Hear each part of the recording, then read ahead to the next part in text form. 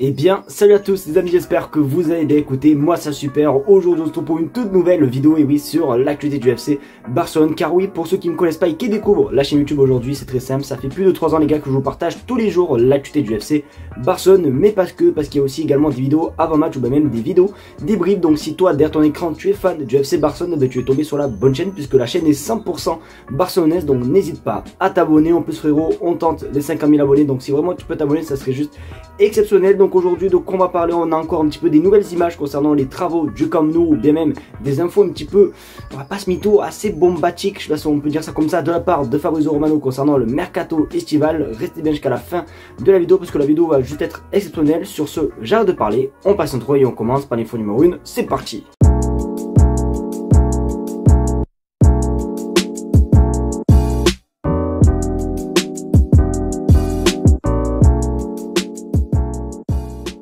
D'ailleurs les amis, vraiment juste avant de parler de l'actualité du FC Barcelone, je tiens à vous dire que ce soir je serai en live à partir de 21h15 sur Twitch. Donc vraiment pensez à venir, première ligne de description de cette vidéo. Et d'ailleurs en plus les gars, j'ai sorti une vidéo concernant mon dernier live sur Twitch, c'est-à-dire on a réagi à un épisode tellement vrai. Donc ça aussi est en première ligne de description, donc soyez à l'affût ce soir à 21h15 les petits potes. J'espère de tout cœur que vous serez présents. D'ailleurs n'hésitez pas à me dire en commentaire si vous serez là ou pas, mais en tout cas ça ferait vraiment plaisir. Donc du coup pour parler de l'actualité, on va parler comme j'ai dit à l'intro du Camp Nou. Vous le savez, ça va faire plus de 2 ans que le Camp Nou est en rénovation, et aujourd'hui on a une vidéo ou bien même des images concernant les avancées des travaux et on va pas se mentir, ça fait quand même extrêmement plaisir. Sur ce, je crois que je vais vous laisser avec la vidéo et on se retrouve juste après.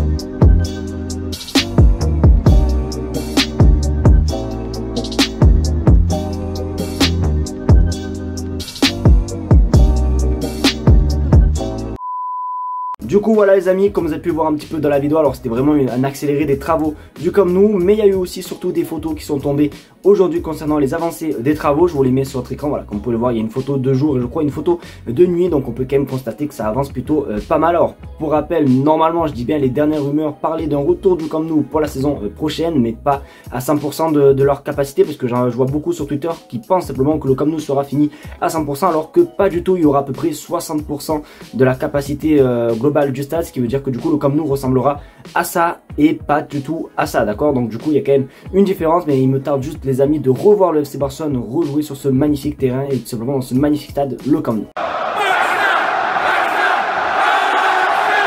J'espère vraiment de tout cœur que cette info est complètement fausse, et j'espère que ça va pas être surtout le cas, parce que vous le savez, en début de saison Ter Stegen s'est blessé et on a été du coup contraint de recruter Szczesny, sauf que pendant que Ter Stegen était blessé lors de la première partie de saison, c'était Iñaki Peña qui était au gardien, et à vrai dire il a quand même fait des bons petits matchs. Je me souviens surtout de l'arrêt face au Real Madrid. Bon bref, vraiment la plupart, vraiment en globalité, Iñaki Peña a fait une bonne première partie de saison, mais vous le savez, en 2025 c'est simplement Szczesny qui s'occupe simplement de garder les cages du FC Barcelone, sauf que Ter Stegen a un plan pour cette fin de saison. On reste en écran. Ter Stegen veut faire une courtois, l'allemand veut être prêt pour la fin de saison et pour une possible finale de Ligue des Champions du Barça. Ça serait cruel pour Szczesny, car oui, je crois que c'était il y a deux ans, ouais, où Thibaut Courtois s'était blessé toute une saison. Il avait été de retour en fin de saison, il avait pu jouer la finale, je crois que c'était contre Liverpool, si je dis pas n'importe quoi, peut-être que je me trompe, mais je crois que c'était là. Donc du coup voilà, j'espère vraiment de tout cœur que ça va pas le faire, parce que c'est vrai qu'honnêtement on avait un petit peu pensé l'arrivée de Szczesny que non, ça allait pas être bon, etc. Alors pourtant il fait quand même vraiment une année 2025 les gars, et si on est encore simplement là en Ligue des Champions, on peut quand même énormément le remercier, parce que le premier match à Leeds, simplement où déjà on se prend une carte rouge dès la 22e minute, où il sauve clairement le Barça, c'était pour moi l'homme du match. Mais voilà, on peut que le remercier, et j'espère vraiment de tout cœur du coup que cette info est fausse. Donc on verra de toute façon, et je sais même pas d'ailleurs si Ter Stegen pourra jouer cette saison.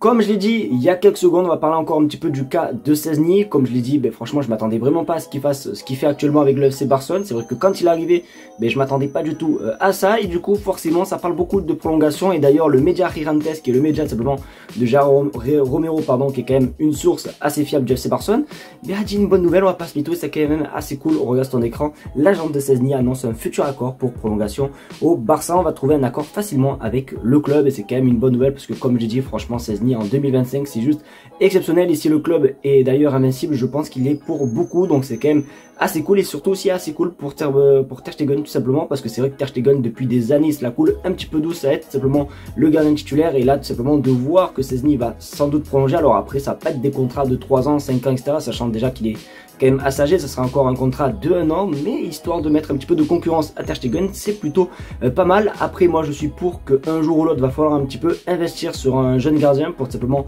l'avenir. Je pense à notamment pourquoi pas des Lucas Chevalier, tu vois, des gardiens comme ça qui peut être très intéressant. Mais voilà, c'est vrai qu'à l'heure actuelle, Szczęsny fait le taf, et en tout cas on est quand même tous assez contents simplement de voir qu'il va prolonger avec le FC Barcelone. N'hésitez pas à vous me dire ce que vous pensez les gars dans les commentaires, mais en tout cas moi je trouve que c'est quand même une bonne idée de voir Szczęsny prolonger. Les amis, l'heure est à la tristesse, car on va parler d'Ansu Fati. Bon, de toute façon les gars, je pense que vous avez pu le voir tout simplement dans le titre, puisque c'est la raison pour laquelle vous êtes ici en train de me regarder, mais forcément on pense tous qu'Ansu Fati ne sera plus un joueur du FC Barcelone. C'est même un petit peu sûr, parce que c'est même pas moi qui le dis, c'est d'ailleurs Fabrizio Romano, regardez ce qu'il a dit. Le plan de Barcelone concernant Ansu Fati reste inchangé par rapport à janvier. Il cherche un nouveau club pour le vendre. Ansu Fati a repoussé plus de 4 propositions en janvier, et c'est lui qui prendra la décision finale, mais le Barça reste ouvert à son départ. Dans ce cas, un nouvel ailier pourrait le rejoindre, car oui, du coup le Barça cet hiver a tout fait simplement pour vendre simplement Ansu Fati. Il y a eu, je crois, Tottenham qui était intéressé par lui. Je sais qu'il y avait quand même quelques clubs qui étaient intéressés par Ansu Fati, sauf que les offres ont été rejetées par le joueur, car le Barça n'en veut plus. Et c'est vrai que même là, à l'heure actuelle les gars, on le voit même plus dans les listes, on le voit même plus remplaçant, on le voit même plus rentrer les gars.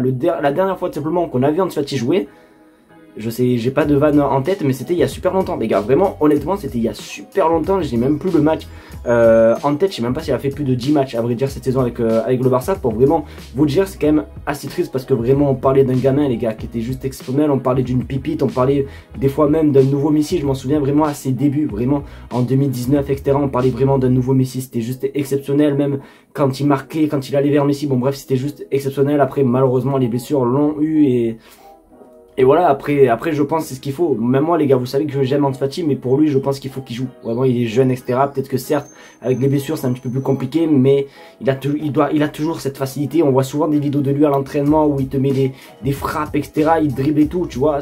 Voilà, il a pas perdu, c'est juste que malheureusement peut-être que le mental ou même la confiance a changé, et le mieux pour lui c'est simplement de partir voir ailleurs. Après comme il dit Fabrizio Romano, si Ansu Fati part simplement, il pourrait simplement recruter un nouveau ailier. Vous le savez que le Barça est sur plusieurs ailiers en ce moment. On a notamment Luis Diaz, Rafael Leao ou bien même simplement Nico Williams. Donc n'hésitez pas à vous à me dire qu'est-ce que vous pensez les gars dans les commentaires. Est-ce que pour vous, vous voulez qu'Ansu Fati part? Et voilà, bon bref, vraiment dites-moi tout ce que vous pensez de la situation, mais c'est quand même assez triste pour Ansu Fati.